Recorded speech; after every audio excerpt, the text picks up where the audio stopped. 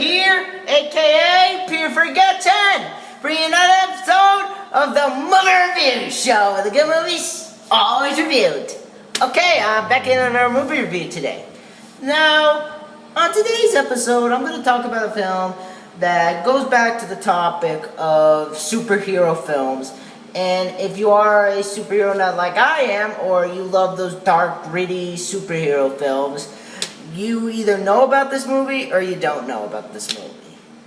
And this is a film that was directed by someone who would later get a series that you never think that this particular director would get his hand into, and that director is Sam Raimi. For those who don't know, Sam Raimi is best known for his work in the Evil Dead franchise, Spider-Man, and Drag Me to Hell. A lot of people in the 2000s best known for his work in the Spider-Man franchise, where he brought Spider-Man for the first time on the big screen after a long hiatus. But before all that, he created another superhero. Yes, while the original Batman from 1989 was in production, Sam Raimi tried to secure the rights to make Batman while also trying to secure the rights to make The Shadow. Unfortunately, those plans fell through, and Sam Raimi was left with the decision to create his own hero. Now, that is a very impossible task to do without the help of DC or Marvel, seeing as how a lot of people have experience from those two corporations, and having the ability to actually work with them actually adds a lot of detail and such. But there is one particular person who had managed to do that, and that was Todd McFarlane when he created Spawn, one of my all-time favorite superheroes, which later got its own movie in 1997. We're going to talk about this film next time, but Sam Raimi did all that in 1990 when he released Darkman. They destroyed everything he had, everything he was. Now, crime has a new enemy, and justice has a new face. Yeah, I like that tagline, man. But yeah, this was a film that Sam Raimi, this was the first time Sam Raimi decided to delve into the world of comic book grittiness and superheroes and such. And believe it or not, when the film came out, it did surprisingly well at the box office, grossing around, I'll just pull it up now just to show you guys how much. Grossed about $48.8 million with a budget of $16 million, more than its budget, while also being well received by critics, and earned a I'm trying to find the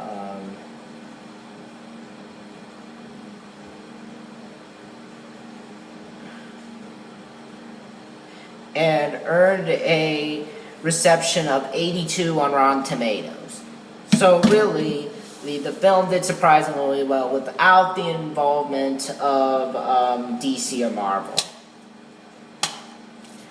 Now, with that being said, what do I think of Darkman? Now, it's actually a funny story. I went to see this, when I first saw this movie for the first time, my dad was like, don't watch that movie, it stinks. However, my dad always had bad things to say to the films I watched. I love the movie The Guardian, he hates that movie. I love The Crow, I'm surprised he even hates that movie. We're going to get to that film in a little bit after I review these two films. But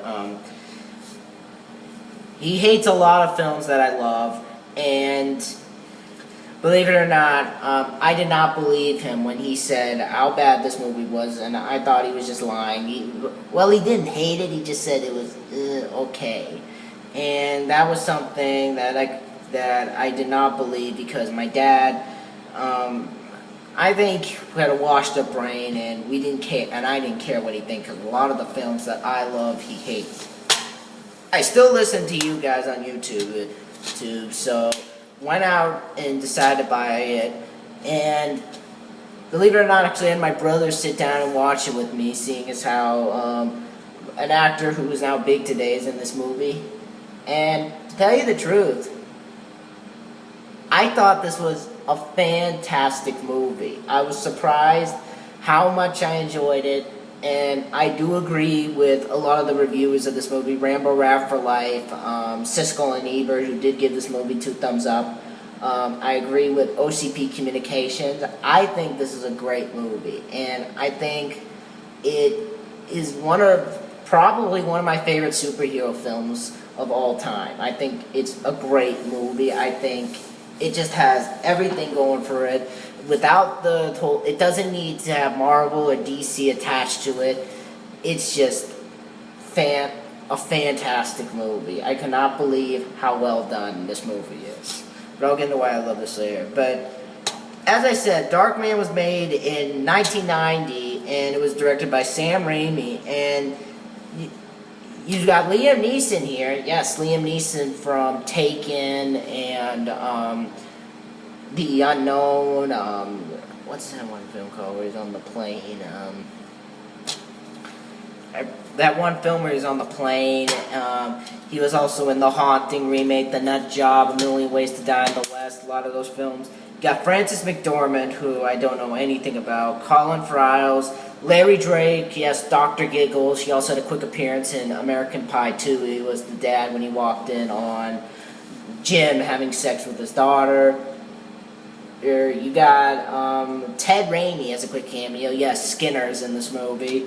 So, yeah, that's the cast. But I'll tell you guys why I enjoy this film later. But anyway, basic plot of this movie is basically this. We meet Dr. Peyton Westlake, played by Liam Neeson, who is trying to help make synthetic skin to heal cancer patients. And he has a great life. He has a loving wife played by Frances McDormand. Well, I should say girlfriend, because they talk about getting married in the movie, but that plan falls short.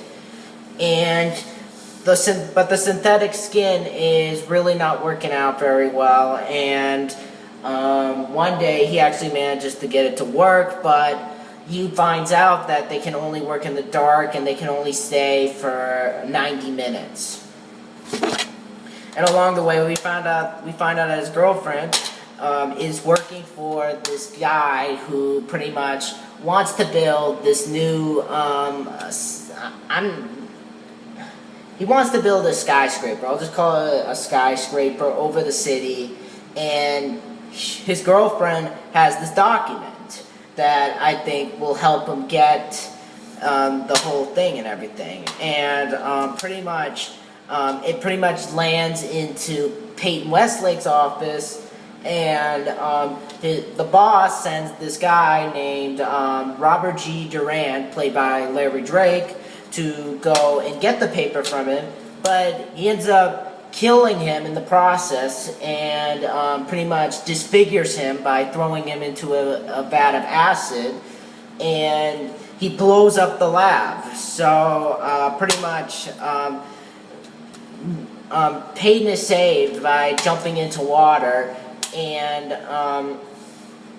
pretty much he is saved by a hospital, and he manages to escape, and he finds a lab and starts using synthetic skin to start messing with, basically start messing with the people who killed him, as well as get revenge on them by messing with their lives, and pretty much just start to get the life that he wanted with his girlfriend. But pretty soon the boss catches on and pretty much starts a whole fight against him. Will he be able to save his girlfriend as well as get revenge on those who killed him, or will he have to go through more disfigurement? Now, as I said, Darkman is a fantastic movie, and it's easy to see that. The film itself has a really, really good story. I love how Sam Raimi made a new superhero, but with that new superhero, he gave him a really done backstory, and he gave a really well done, unique power to the character, and that was synthetic skin. I thought he really brought the character to the screen really well, and I feel it was a good introduction to the character. I think he really puts a lot of sentiment to the character, and there are moments in this movie where it is like heartsy and drama, and it has some dramatic elements in it to it. But you're not getting that the same way that Ang Lee's Hulk was dealt with. And to tell you the truth, I think the drama in this is done better than Hulk. I think it's more well written. I think it's easier to look. I think it's easier to like the genre without shoving it in your face the same way Hulk did it. And I think they really brought it in really, really well. I thought that it was really well told. I love, while also giving the drama, the film also plays as a superhero movie, which is another thing Ang Lee's Hulk failed at, where Ang Lee's Hulk was a character story. I feel this one feels more like a dramatic soap opera like superhero movie, which is not something you see very often. And I think this film does it really, really well, and definitely does a lot better than Spider-Man 3, which looks at itself like it's a soap opera. And I think this film really brings it to the screen really well, and it moves at a fast pace. It's definitely easy to get into, and I really thought they did a good job with it. I think Sam Raimi did a good job directing it. I think it was written well by, I don't know who it was written by, but I think they did a great job with the story to it. I thought it was well written. I think that the elements put into it really helped the movie move along. I just think they did a great job with the story, the direction, and it was really well done. It was really well told, and it's really easy to see this got a comic book. And believe me, there are comic books available to this. So if you want to see more Adventures of Darkman, definitely go read the comics. Still, really good story. Like the elements in it, and also does a good job mixing the action in there as well.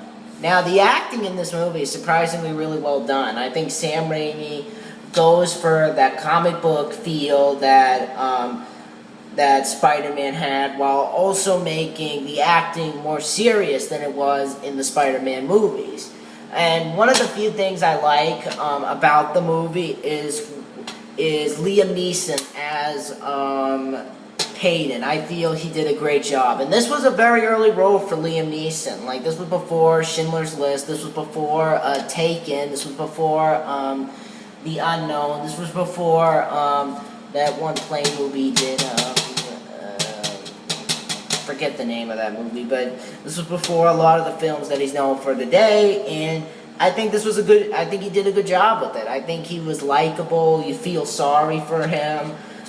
You really see the pain that this guy's going through, and when you see him on screen, you really feel pain in you. You can relate to him. I mean, like, you're just burned to a crisp and you can't be with your wife because she doesn't see, because you're ugly and everything, and you may seem like a freak to the world, which is how the film presents his character. He feels like a freak just because he's disfigured. And the film presents that really well. It's really dramatic. You really feel sorry for him. I love how in the movie we share sympathy with him and his wife. I also love how when there are moments when we go into his mind and we see the anger flowing through him and everything. I thought that was all very well. I thought that was cool that Sam Raimi decided to do that. I think he really did a good job with that. I thought it was incorporated really, really well. And I just feel overall that Liam Neeson added this sort of emotion to the character that you can see while also making him a cool superhero. Here, I love the voice he gives. I just thought it was they did a good job with the whole, I just thought they did a good job with, how how do I put this? With incorporating his emotion, how the plane's running through him, and what he has to go through, that's all incorporated into Darkman really well. Now, Frances McDormand as the wife, I thought it was also good as well. I don't really know Frances McDormand all that much, but here I thought she was really well done. She was likable, you could feel for her, she was strong, she wasn't wimpy. She just was really well done as the character. She added something to her. I mean, yes, she is more of the heroine, but also displays a strongness and a lot of feeling to the character that is easy to see a character giving. I mean, you just found your husband's alive and you're willing to be with him, but fortunately that plan falls through. But overall, I thought they did a good job with their character. I liked the chemistry between the two. I thought they incorporated all that really, really well.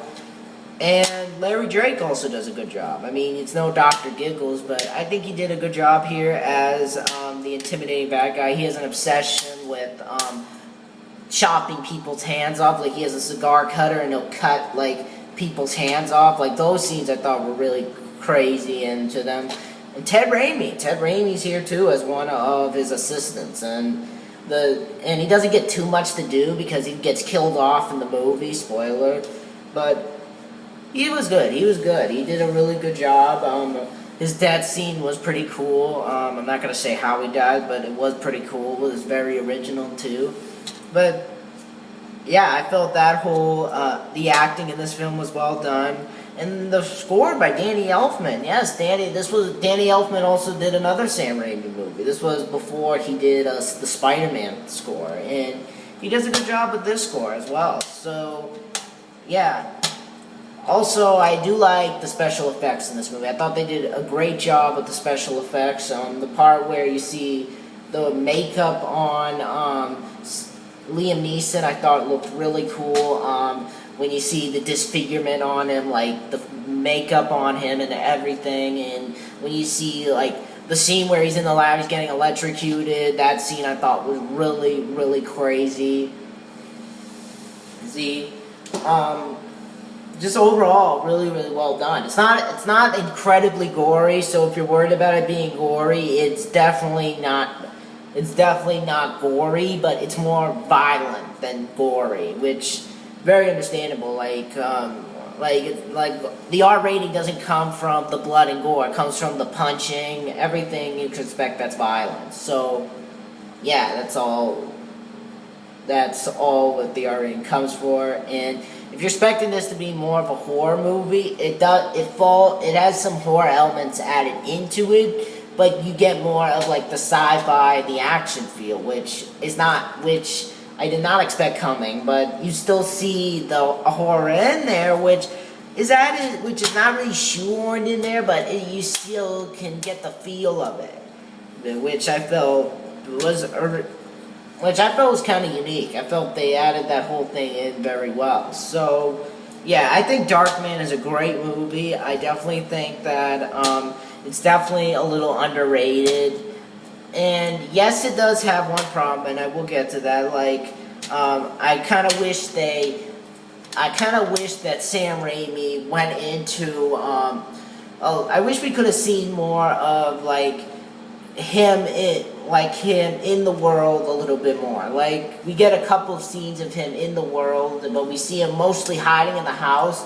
I wanted to see him in the real world, how he's getting used to it and such. Like, hey, let's have him going out into the coffee shop or something, seeing him try to connect with the world around him, because if he's able to walk around the town, how is he able to not connect with the world? It could be nitpicking or something, but Darkman's a great movie. I don't understand why my dad hates it. It's definitely a movie. I do agree with Rambo Rafferlight's review of it. I mean, that's something I don't do very often, but I still felt that this was a really, really, really good movie, really strongly written, and it's a different superhero, too. It's definitely has a very good soap opera-like action feel to it that I think anybody can get into, and definitely really easy to follow, really well written.